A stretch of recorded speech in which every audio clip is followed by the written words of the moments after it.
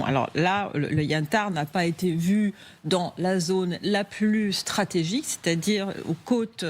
ouest de l'Irlande, qui vont vers l'Atlantique et qui vont vers les États-Unis, où il y a le plus grand passage de câbles sous-marins et de connexions Internet au monde. Et si jamais ces câbles-là devaient être coupés, pour le système bancaire et pour les communications transatlantiques, ce serait une catastrophe et toutes nos économies européennes et américaines seraient impactées. Mais ce que disaient les Britanniques quand il y a eu l'avertissement,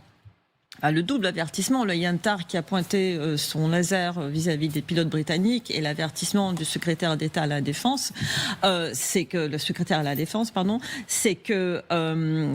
ce Yantar pouvait être en train justement de cartographier les câbles sous-marins dans l'objectif de potentiellement envoyer d'autres sous-marins ou ses propres petits sous-marins les détruire. Et j'aimerais quand même rappeler que avant l'invasion de l'Ukraine, il y a eu une espèce de mini-épidémie de sous-marins russes qui ont été trouvés au large des côtes irlandaises, qui dans des zones extrêmement sensible et dangereuse. Donc, ça a été interprété par des analystes, et je faisais partie de ces analystes, qui disaient là, il se passe quelque chose, parce que il y a un trafic beaucoup plus important que d'habitude.